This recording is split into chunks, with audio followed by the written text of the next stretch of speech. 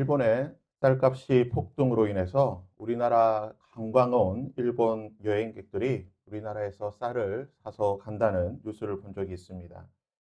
일본이 이렇게 쌀값이 폭등한 이유가 무엇이냐면 비축해 놓은 그 비축미를 풀긴 하였지만 중간에서 유통하는 그 유통을 책임지는 사람들이 그것을 제대로 처리하지 않고 부정한 방법으로 사용하다 보니까 충분하게 비축이 되어 있지만 그것을 제대로 효과적으로 물가를 잡지 못한 것을 보게 됩니다. 어느 나라나 생존에 필수적인 즉 쌀이라든지 또는 기름 또는 여러 가지 곡물 같은 것들은 반드시 비축을 하게 됩니다. 짧게는 몇 달, 길게는 몇 년 동안 사용할 수 있는 그러한 물량들을 비축해 놓음으로써 위기나 어려움이 있을 때에 극복할 수 있도록 그러한 것들을 보관하게 된다는 것입니다. 본문은 구약 성경에서 가장 해석하기 힘들다고 하는 난제에 꼽히는 그러한 본문입니다. 본문의 소제목은요, 붉은 암송아지의 제라고 하는 소제목을 달고 있습니다. 제목에서 알 수 있듯이 붉은 암송아지를 태워서 제를 만들고 그것을 사용하는 그러한 규례에 관한 말씀입니다. 보통 제사를 드리는 제사장들은 정결한 자들입니다. 왜냐하면 하나님께 드리는 제사이기 때문에 당연히 정결해야 되는 것입니다. 제사를 드리기 때문에 정결하기도 하지만 그 제사를 드리고 난 뒤에도 제사장은 여전히 정결함을 가진 상태입니다. 하지만 유일하게 제사를 드리고 난 뒤에 부정해지는 제사가 있습니다. 하나님께 제사를 드렸음에도 불구하고 부정하게 되는 제사가 무엇이냐? 바로 이 붉은 암송아지의 제사입니다. 붉은 암송아지를 태워서 드리는 이 제사는 제사를 집례하는 제사장이나 또는 이 암송아지를 태운 사람이나 이 암송아지의 죄를 만졌던 사람이나 이 암송아지의 제사와 관련된 모든 자가 제사를 드리고 난 뒤에 부정해지는 것입니다. 그리고 제사장은 부정하게 만든 이 암송아지의 죄를 모아서 진영밭, 즉 이스라엘 백성들이 거주하고 있는 회막에서 멀리 떨어진 곳에 한 장소를 정해서 이 죄를 보관해야 합니다. 근데 놀라운 사실은 이 죄에 대해서 성경이 무엇이라고 말하냐면 이것은 속죄죄다.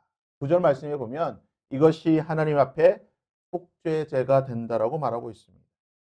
우리가 일반적으로 생각하는 속죄죄가 무엇입니까? 자신의 죄를 정결하게 하는, 나의 죄를 씻음받고 나의 허물을 사함받는, 용서받는 제사입니다.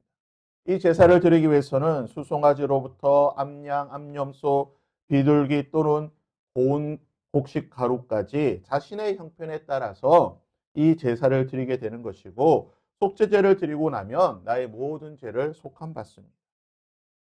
이것이 우리가 일반적으로 알고 있는 속죄제인데요. 그런데 본문은 전혀 다른 속죄제를 말하고 있습니다. 붉은 암송아지를 잡아서 그것을 태워서 그 죄를 모으면 그것이 속죄제가 될 것이다. 이 속죄제는 어떠한 속죄제인가? 바로 뒤이어서 나오는 본문의 말씀에 보면 죽은 자로 말미암아 시체로 말미암아 부정하게 된 자들, 이 사람들을 정결하게 만드는 속죄제가 될 것이다라고 말하고 있습니다. 11절에서 22절까지 보면요. 사람이 죽은 자를 만지게 될 때에 그 죽은 자를 만질 자뿐만 아니라 그 죽은 자가 있었던 공간, 그 사람이 있었던 그 모든 기구라든지 그 모든 것들이 부정하게 되는데 어느 정도로 부정하게 되느냐? 일주일 동안 부정하게 됩니다.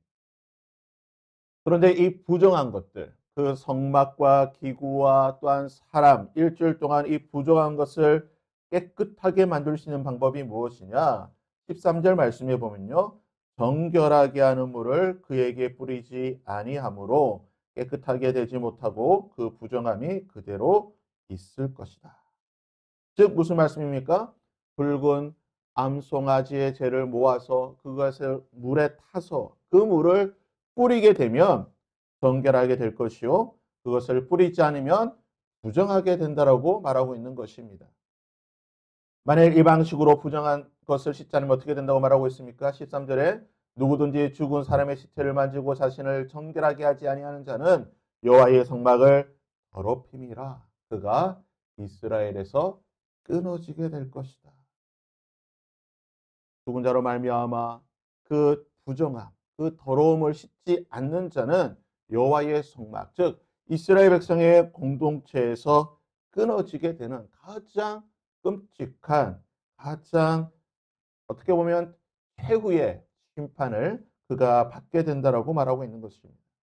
붉은 암송아지의 제로 만든 이 정결하게 하는 물은 죽은 자로 인한 그 모든 부정을 씻어낼 수 있는 방법인 것입니다.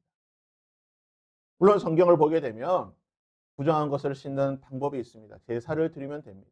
하지만 특별히 오늘 본문의 말씀은 죽은 자로 말미암아 부정하게 된 이 모든 것들은 이 정결하게 하는, 깨끗하게 하는 붉은 암송아지의 제로만 씻을 수 있다라고 말합니다. 그리고 이것을 회막 밖에 어느 한 곳에 비축해 두고 그것을 잘 모아놨다가 필요할 때마다 이것을 가져다가 사용하라는 것입니다. 문제는 무엇이냐? 아담 이후로 모든 사람은 다 죽는다는 것입니다. 지금 이스라엘 백성들은 광야에 머물고 있습니다. 여전히 이 광야에 머무는 동안에도 어느 가정에서는 사람이 죽고 또 그와 관련된 이 모든 것들이 부정한 가운데 있다라는 것입니다. 이것을 정결하게 하기 위해서는 이 붉은 암송아지의 죄로 깨끗하게 씻고 하나님 앞에 정결함을 받고 그리고 하나님 앞에 나아가야 된다라고 말하고 있는 것입니다. 이 제사의 신비는 우리가 도저히 이해할 수가 없습니다. 아니 하고 많은 제물이 있지만 왜 하필이면 그 중에서도 붉은 암송아지를 택하여서 그것으로 제사를 드려야 됩니까? 그리고 이 제사를 드리면 왜 제사를 드린 사람이 다 부정하게 되는가? 제사를 드렸는데 오히려 정결함을 받아야 됨에도 불구하고 부정해지게 되는 것이고 또 이 죄를 잘 모았다가 그것을 물에 타면 그것이 깨끗하게 하는 물이 될 것이고 이스라엘을 씻어주는 부정함 씻어주는 하나님의 속죄제가 될 것이다. 도저히 우리의 생각으로는 우리의 이해로는 다 이해할 수 없는 부분입니다. 혹자는 이렇게 말합니다. 기독교는 신비의 종교다. 기독교의 교리에 대해서는 도저히 이해할 수가 없다라고 많은 사람들이 말을 하고 있습니다. 그렇습니다. 예수 그리스도의 십자가는 신비입니다. 우리의 생각으로 이해할 수가 없습니다. 어떻게 십자가에서 죽으신 예수 그리스도의 피가 지금의 나의 모든 죄를 씻을 수 있는가? 우리는 이해할 수 없습니다. 하지만 이것이 하나님의 은혜라고 성경은 말하는 것이고 이것을 통해 하나님께서 우리를 깨끗하게 할 것이라고 말하고 있는 것입니다. 마찬가지로 붉은 암송아지의 죄 역시 도저히 우리의 머리로는 우리의 생각으로는 이해할 수 없음에도 불구하고 하나님께서는 이것을 통하여 이스라엘의 특별히 죽은 자로 말미암아 부정하게 된 것을 깨끗게 하는 하나님의 은혜가 될 것이라고 말하고 있는 것입니다. 이것을 잘 비축해 두었다가 너희들이 필요할 때마다 사용하라고 말하고 있는 것입니다. 사랑하는 성도 여러분, 예수 그리스도는 우리의 신비가 되는 것입니다. 우리를 깨끗하게 하는 하나님의 능력이 되는 것입니다. 놀라운 사실은요. 이 붉은 암송아지의 죄는 떨어질 때가 있을 것입니다. 그것이 떨어지게 되면 또다시 붉은 암송아지를 찾아야 되고 또 그것을 죽여서 제사를 드리고 여러 사람이 부정해지는 이 어려운 과정들을 계속해서 반복해야지만 부정을 씻을 수가 있습니다. 그러나 우리 예수 그리스도의 보혈은 한이 없는 끝이 없는 영원 무궁한 우리의 샘물이 될 것입니다. 누구든지 예수 그리스도의 보혈 앞에 나아간다고 한다. 모든 부정을 영원히 제한 없이 한없이 씻을 수 있고 정결함을 받을 수 있다라는 것입니다. 바라기는 우리는 오늘 하루도 다시 한번 예수 그리스도의 보혈 앞으로 나아가야 될 줄 믿습니다. 우리를 깨끗하게 하는 그 보혈 앞. 무제한으로 우리를 정결하게 해주는 그 예수 그리스도의 보혈 앞에 나아갈 때마다 우리는 주의 보혈로 깨끗함을 정결함을 받을 줄 믿습니다. 오늘 이 시간 주 앞에 나아가 이러한 은혜를 받을 수 있는 저와 여러분이 될 수 있기를 주님의 이름으로 부탁드립니다.